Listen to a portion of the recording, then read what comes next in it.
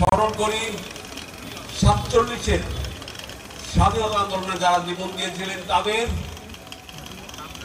একই সাথে স্মরণ করি আমার সামনে কেন্দ্রীয় শহীদ মিনার 52 ভাষা আন্দোলনে যারা শহীদ হয়েছিলেন, রফিক, সালাম, বরকত, জব্বার। আমরা ঘুরে যাই তাদের কথা। আমি সবার কথা স্মরণ করে সবার পবিত্র আত্মার মাগফিরাত কামনা করে এবং 24-এর আন্দোলনে যারা পঙ্গু হয়েছেন এবং ঘরে ঘরে যারা সন্তান হারিয়েছেন সেই পরিবারের জন্য আমি আল্লাহর কাছে প্রার্থনা করি যেন সেই পরিবারদেরকে, এই শোক সন্তপ্ত পরিবারকে শোক প্রবাহের জন্য তৌফিক দান করুন। ভাইরা আমার, আজকে আমরা হাজির হয়েছি দলীয় একটা ফোরাম, এই কর্মকাণ্ডের জন্য। এখানে গোলাম মোহাম্মদ সিরাজ যখন যায় তখন সেটাকে পৌর নাকি উপজেলা এটা থাকে না।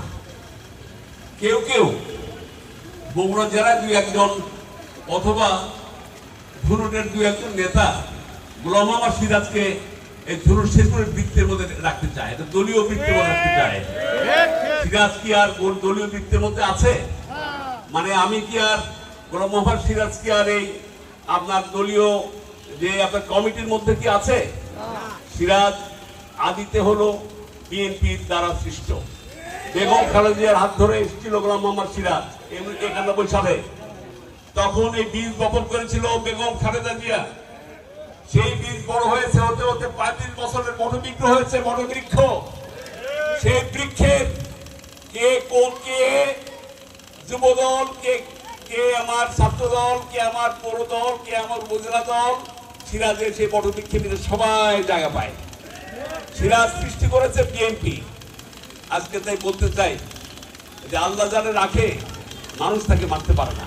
আমি মানুষের সৃষ্টি, আল্লাহর হুকুমে মানুষের সৃষ্টি। ধুনপুর শেরপুর ধুনুটের মানুষের সৃষ্টি। শেরপুর ধুনুট গোলাম মোহাম্মদ সিরাজকে সৃষ্টি করেছিল 4টি নির্বাচন দিয়ে। সেই সৃষ্টির ফলশ্রুতিতে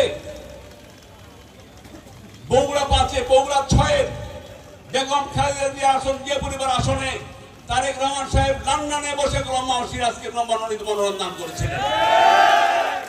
আমি 18 নির্বাচনে ধুনুটে যখন আসি আপনাদের ভোট করতে, বিএনপি যখন ভোট করলো, গোলাম মোহাম্মদ সিরাজ, আমি এবং আমাদের গাড়ির বহর ভেঙে আমাকে হত্যা করার পরিকল্পনা করা হয়েছিল। হেরে গিয়েছে গোলাম মোহাম্মদ সিরাজ, শুধু নয়, হেরে গিয়েছে বাংলাদেশ, হেরেছে বিএনপি সহ সারা বাংলাদেশের মানুষ হেরে গিয়েছিল। আল্লাহর কাছে আমি ফরিয়াদ করেছিলাম, হে আল্লাহ, আমি তো আমার জীবনে কখনো হারি নাই। আমি তো সেই সিরাজ যে ফেরদৌস মুকুলের সময় বাঘ, সে সময় আমি ছিলাম ছাগল। বাঘ তো ছাগলকে খেয়ে ফেলার কথা, কিন্তু ছাগল বাঘকে খেয়ে ফেললো। কারা কারা কাদের জন্য? এই ধুনুটবাসীর জন্য, এই শেরপুরবাসীর জন্য। আমি তো সেই ছিলাম। আলহামদুলিল্লাহ বেঁচে আছি, কথা বলছি, চলছি।